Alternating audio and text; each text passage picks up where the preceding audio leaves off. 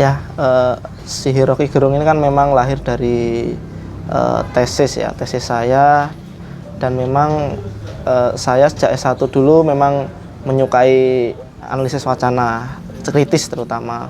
Dan saya lihat Rocky Gerung ini memang punya retorika yang bagus dalam menyampaikan pendapat, kemudian disampaikan dalam bentuk meme-meme yang tersebar di baik Twitter maupun Instagram, sehingga dengan bahasa-bahasa yang lugas dan kontroversial itu, kadang sarkas gitu. Jadi menurut saya ini adalah tokoh yang layak untuk menjadi bahan dari analisis wacana kritis itu sendiri, karena kan kemunculannya dalam pemilihan presiden baik 2014 dan 2019 itu kan juga menarik. Dia oposisi tapi bukan bukan yang pragmatis, kemudian untuk mengambil kekuasaan atau apa gitu. Jadi dia memang independen di situ, di ideologinya itu. Itu sih misalnya menurut saya itu yang membuat saya tertarik untuk menganalisis Rocky Gerung lebih jauh, begitu.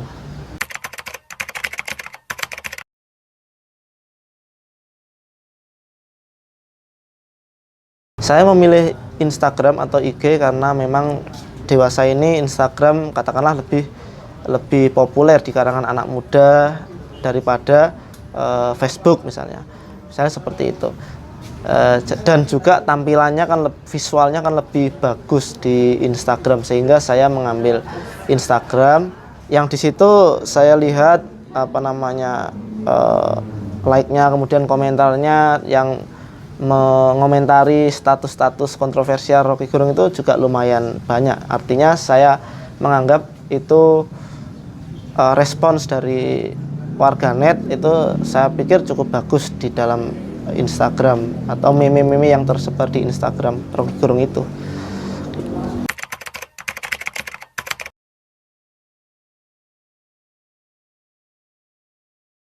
Ya, untuk proses penulisan sendiri memang dari tesis kemudian menjadi buku itu memang ada 2 tahap. Saya menulis tesis, kemudian menjadi buku dengan beberapa masukan dari penerbit, kemudian saya perbaiki. Itu ya memang lumayan lama juga, karena memang harus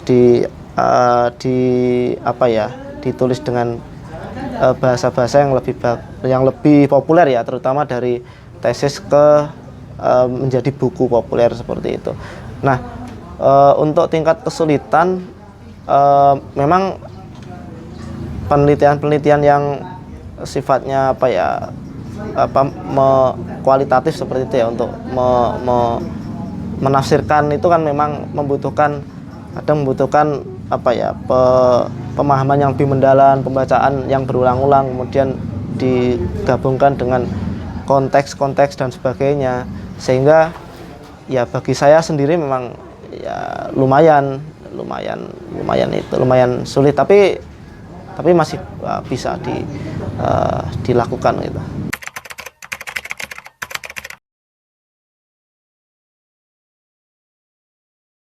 Saya verifikasi di IG-nya Rocky Gerung ya. Waktu saya pengambilan data waktu itu sebenarnya 2018 ya, saya mengambil data 2018 sampai 2019 itu aktif dalam memproduksi meme-meme. Yang saya tahu itu meme itu sebenarnya juga disampaikan lewat Twitter. Nah, saya juga waktu itu juga mendm di Instagramnya Rocky Gerung, tapi memang ya nggak tahu juga ya, mungkin karena kesibukan dan sebagainya sehingga belum dibalas sampai sekarang. Nah, kalau di Twitter karena saya juga jarang menggunakan Twitter, jadi ya saya hanya tahu bahwa ini memang Rocky Gerung memang aktif juga di Twitter gitu. Barangkali mungkin yang di Instagram ini yang mengelola adalah mungkin timnya atau siapa, mungkin seperti itu, Mas.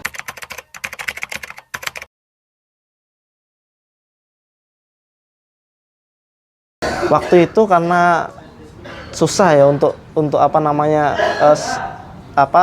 untuk mencari kenalan yang dekat dengan Rocky Gerung waktu itu, sehingga ya sampai sejauh ini saya secara pribadi belum bisa menghubungi secara personal.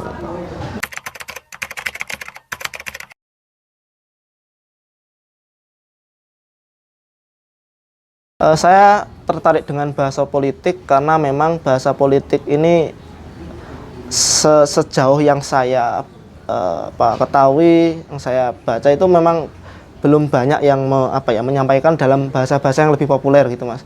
Kalau saya secara akademik mungkin banyak beberapa dosen yang menulis tentang bahasa-bahasa politik, analisis wacana kritis, linguistik kritis, dan sejenisnya itu.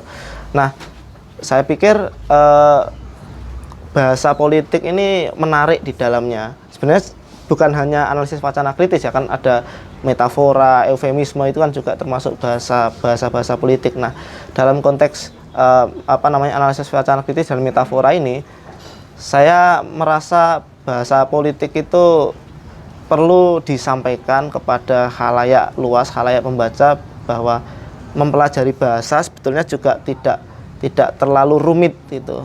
Dan juga agar tidak monoton, kan selama ini mungkin kita tahu bahasa-bahasa secara leksikal, gramatikal, dan ya yang baik dan benar dan sebagainya itu kan juga ada. Tapi dalam konteks bahasa makro ini, bahasa yang berhubungan dengan sosial politik ini, saya pikir menarik, apalagi pada momen-momen Pilpres dan disampaikan oleh Rocky Gerung yang belakangan aktif dalam mengomentari perihal-perihal atau isu-isu politik.